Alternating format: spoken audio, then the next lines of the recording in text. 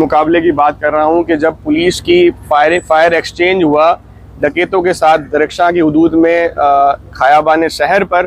तो उसके बाद वहाँ से वो लोग फरार हुए और फरार होने के बाद जो उनके साथी थे वो वहाँ से भागे और इसको उन्होंने जो है वो एक और रॉबरी रेजिस्टेंस करार देते हुए फिरेर थाने की हदूद से उसकी एंट्री चलाकर उसको जिन्ना हॉस्पिटल में एडमिट कराया फॉर ट्रीटमेंट। वहाँ से जो है वो पुलिस को ये इत्तला मौसूल हुई, क्योंकि हमने पूरे ज़िले की जो है पुलिस को एक्टिवेट किया हुआ था कि कहीं पर भी इस हुलिये के बंदे मिले, क्योंकि हमने उनकी CCTV रिकॉर्डिंग्स भी ले ली थी। तो वो जैसे ही वो हमारी हदूद में, क्योंकि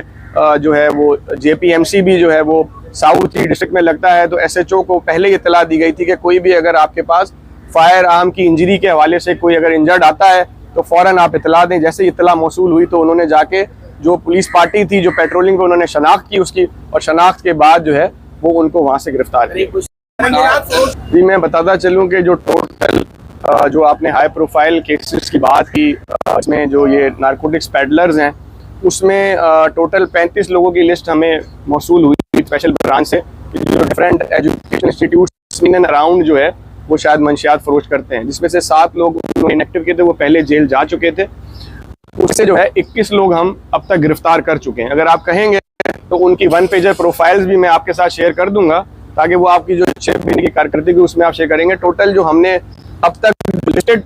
जो नारकोटिक्स के ड्रग पैडलर्स हैं उसमें हमने 72 अरेस्ट किए हैं, वो सारे जो अरेस्ट हुए हैं। बाकी के जो ये जिनकी आप बात कर रहे हैं जो कि चीदा चीदा नाम है, वो क्योंकि ऑनलाइन उनका जो सिस्टम है that is on different cyber space mobile applications पे हैं, तो उनकी जो है टेक्निकल असिस्टेंस जो है वो हमें बड़ी मुश्किल से अवेल होती है, लेकिन हमें ज़्यादातर ह्यूमन जो है रिसोर्सेज अप्लाई करना पड़ता है। तो अगर कोई इस तरह की इंफॉर्मेशन मिलती है या कोई ऐसा हमें सिरा मिलता है तो डेफिनेटली हम उसको आखिर तक पहुँचाते हैं।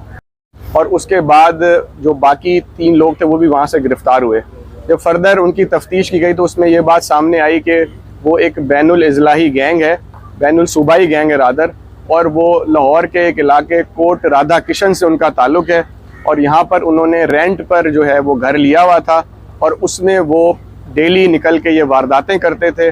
और उसके बाद जो है लोगों से स्नैचिंग करते थे। तो उनकी पॉइंटेशन पर फिर पुलिस ने जो है वो कार्रवाई की, उस घर पर रेड किया गया और फिर खयाबान बदर के पीछे गली में एक फिर मुकाबला हुआ, जिसमें जो है वो एक और शख्स ज़ख्मी हुआ जो पता चला जिसका नाम जो है वो फैसल था।